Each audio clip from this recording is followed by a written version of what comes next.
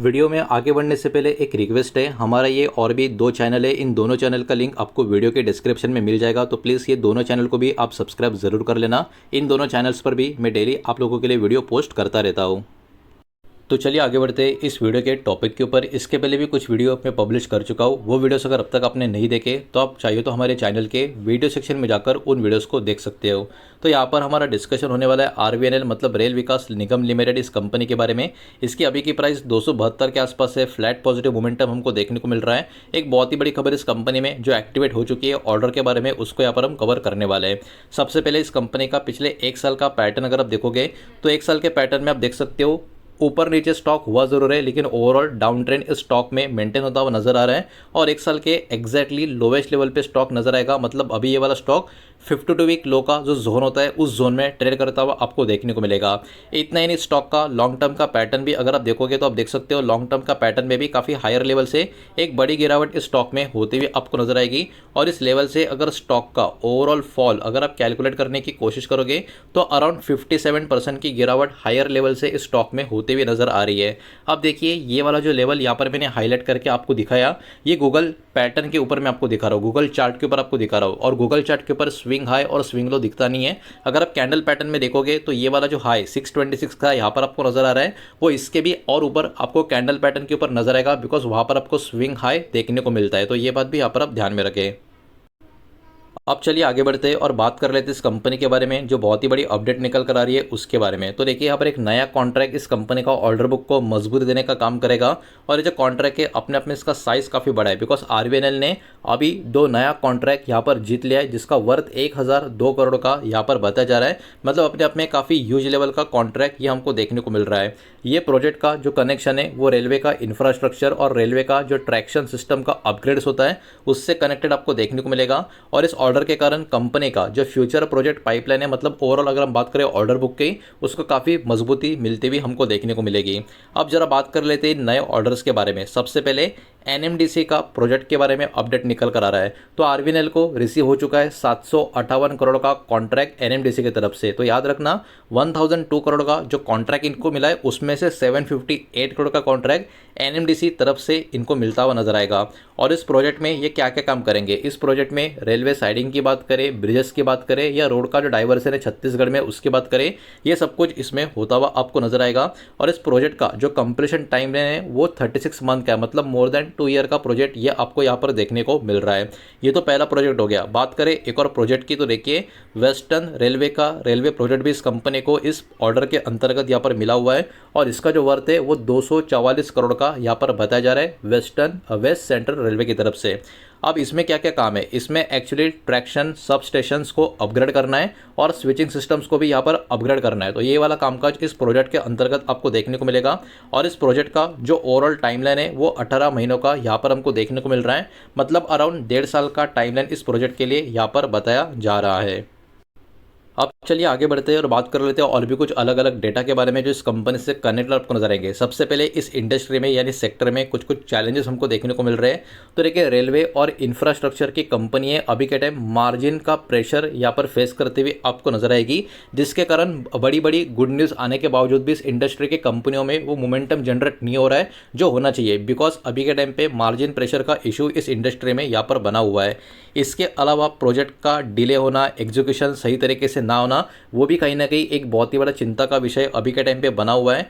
Government के approval की बात करें, पेमेंट साइकिल्स की बात करें, उसका भी इम्पैक्ट हो रहा है कंपनी का जो कैश फ्लो होता है उसके ऊपर। तो ये कुछ अभी के टाइम पे इस सेक्टर का चैलेंज हमको देखने को मिल रहा है। अब देखिए मार्केट के कंसर्न की अगर हम बात करें तो ये वाला जो कंपनी का स्टॉक है पिछले एक महीने में भी मोर देन 11% की गिरावट आपको दिखा चुका है। और ओवरऑल पिछले 6 महीने में भी 16% से ज़्यादा की गिरावट हमको दिखा चुका है। तो कहीं ना कहीं अभी के टाइम बाजार का जो फोकस बना रहेगा वो क्या होगा कि किस तरीके से प्रोजेक्ट का एग्जीक्यूशन कंपनी करती है और कंपनी का प्रॉफिटेबिलिटी के परफॉर्मेंस कैसा होता है, इसके ऊपर कहीं ना कहीं बहुत बड़ा फोकस बाजार का यहाँ पर बना रहेगा। जहाँ तक बात करें कुछ फ्यूचर आउटलुक की, कंपनी का ऑर्डर बुक काफ़ी मजबूत है, जो कहीं ना कहीं रेवेन्यू का विजिबिलिटी आने वाले सालों के लिए दिखाता है। ये एक कहीं ना कहीं अच्छा पॉइंट आपको देखने को मिलेगा। लेकिन नए प्रोजेक्ट का सक्सेसफुल एग्जीक्यूशन बहुत ज़्यादा ज़रूरी होगा, जिसके ऊपर बाजार का अभी के टाइम सबसे ज़्यादा फोकस बना रहेगा। और भी ऑर्डर कंपनियां अगर जीतती है आने वाले समय में, ये वाली कंपनी, तो कहीं ना कहीं मार्केट का कॉन्फिडेंस भी इस कंपनी के ऊपर, इस स्टॉक के ऊपर बढ़ता हुआ नजर आ सकता है। ये कुछ इंपॉर्टेंट पॉइंट है, लेकिन इसके अलावा कुछ पॉजिटिव पॉइंट, कुछ नेगेटिव पॉइंट, स्टॉक गिरने के पीछे के कुछ रीजंस, वो भी एक एक करके यहाँ पर हम देखेंगे। लेकिन वीडियो को लाइक कर देना, वीडियो को शेयर कर देना। पहली बार चैनल पर आ चुके हो तो चैनल को भी सब्सक्राइब जरूर कर देना। सबसे पहले पॉजिटिव पॉइंट की बात करें तो पॉजिटिव पॉइंट एक ही होगा सबसे पहले, कि अभी 1000 करोड़ का इतना बड़ा ऑर्डर जो इस कंपनी को मिला है, ये अभी के टाइम का सबसे पहला एक अच्छा पॉइंट होगा। लेकिन उसके बाद क्या, देखिए, मजबूत ऑर्डर बुक सपोर्ट करती है भविष्य का जो रेवेन्यू का विजिबिलिटी होता है उसको, तो ये एक पॉजिटिव पॉइंट अभी के टाइम नजर आएगा। और कंपनी कंटिन्यूसली रेलवे का इंफ्रा का जो प्रोजेक्ट है उसमें एक्टिव आपको देखने को मिलेगी। तो ये कुछ 3 पॉजिटिव पॉइंट्स आपको नजर आएंगे।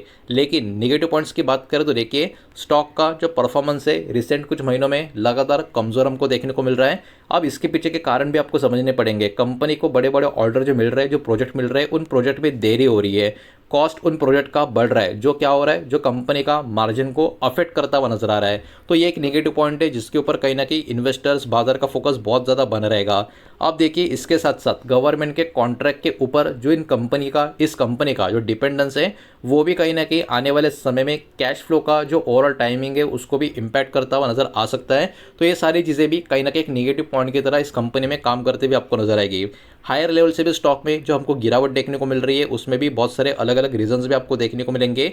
इन्वेस्टर्स में अभी कहीं ना कहीं थोड़ा सा चिंता का विषय ये बना हुआ है कि मार्जिन प्रेशर भी कंपनी के ऊपर देखने को मिल रहा है, और एग्जीक्यूशन भी कंपनी का जो प्रोजेक्ट मिल रहा है उसका सही तरीके से नहीं हो रहा है।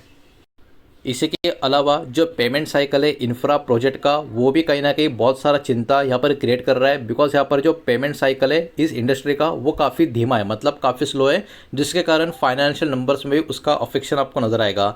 उसके साथ साथ रेलवे और पीएसयू कंपनी का जो ओवरऑल सेंटिमेंट अभी काफ़ी कमज़ोर बना हुआ है, वो भी इस इंडस्ट्री का बहुत ही बड़ा एक टॉकिंग पॉइंट अभी के टाइम पे बनता हुआ देखने को मिल रहा है। तो ये भी कुछ रीज़न है कि स्टॉक में लगातार हायर लेवल से काफ़ी अच्छी खासी गिरावट हमको देखने को मिल रही है। अब थोड़ा सा आगे बढ़ते चेक कर लेते कंपनी का प्रॉफिट एंड लॉस का स्टेटमेंट कैसा नजर आ रहा है। जो भी नंबर होंगे करोड़ में होंगे, और कंसोलिडेटेड जो फिगर्स है वही मैं आपके सामने यहाँ पर दिखाने वाला हूँ। अब देखिए, पिछले 4 साल का डेटा यहाँ पर हम चेक करेंगे, 2022, 23, 24 और 25 का फाइनेंशियल ईयर का डेटा। अब यहाँ पर एकदम ध्यान से कुछ चीज़ों को ध्यान में अगर आप देखोगे तो 4 साल पहले नंबर कितना था, 1110 करोड़ का। उसके बाद नंबर क्या हुआ, बढ़ गया 1342 करोड़ का। उसके अगले साल नंबर और बढ़ गया 1551 करोड़ के आसपास का। लेकिन जो लेटेस्ट फाइनेंशियल का नंबर है वो कितना है, 1282 करोड़ का। मतलब यहाँ पर हमको क्या देखने को मिल रहा है, यहाँ पर हमको ड्रॉप देखने को मिल रहा है। लगातार 3 साल कंपनी का प्रॉफिट ऊपर की तरफ गया, लेकिन उसके बाद अभी जो लेटेस्ट नंबर है उसके सबसे प्रॉफिट नीचे की तरफ है। तो ये अभी के टाइम चिंता का विषय क्यों है, ये तो अभी आपको समझ में आ चुका है। इसी के साथ बात करें कंपनी के शेयर होल्डिंग पैटर्न के डेटा की, तो यहाँ पर भी प्रमोटर्स की सबसे पहले होल्डिंग को चेक करेंगे। मार्च 2026 का आप देख सकते हो लेटेस्ट डेटा यहाँ पर मैं आपको दिखाने वाला हूँ। तो प्रमोटर की होल्डिंग तो काफ़ी अच्छी आपको नजर आएगी, 72.84% के करीब की। एफएस की होल्डिंग 4.86% की है। देखिए, एफएस की होल्डिंग थोड़ी सी कम होती है आपको नजर आएगी, लेकिन फिर भी अराउंड 5% के करीब का होल्डिंग, इसको खराब तो हम बोल नहीं सकते, एक अच्छा होल्डिंग एफएस का अभी भी इस कंपनी में मौजूद है। डीएस की बात करें 6.42% का होल्डिंग नजर आएगा। इनका होल्डिंग हल्का सा बढ़ता हुआ आपको देखने को मिलेगा। गवर्नमेंट का होल्डिंग 0.01% का है, मतलब ना के बराबर का आपको देखने को मिलेगा। और पब्लिक होल्डिंग अराउंड 16% के काफ़ी नज़दीक हमको देखने को मिल रही है। तो ओवरऑल इस कंपनी के बारे में अभी के टाइम पे जो ऑर्डर की बहुत ही बड़ी खबर एक्टिवेट है, उसको ही एक्चुअली मैंने आपके सामने यहाँ पर बहुत अलग अलग तरीके से एक्सप्लेन करने का, एक प्रेजेंट करने का एक पर्टिकुलरली यहाँ पर अटेम्प्ट किया है। और सारा का सारा डेटा जो भी इस वीडियो के माध्यम से मैंने आपके सामने प्रेजेंट किया है, वो एजुकेशनल और इन्फॉर्मेशनल पर्पज़ के हिसाब से किसी भी तरीके का इन्वेस्टमेंट का एडवाइस, फाइनेंशियल एडवाइस या स्टॉक का बाय सेल का रिकमेंडेशन मैं आपको दे रहा नहीं हूँ, ना ही मैंने आपको दिया है। ये बात भी यहाँ पर आप ध्यान में रखें। उम्मीद करता हूँ वीडियो समझ आया होगा, पसंद आया होगा।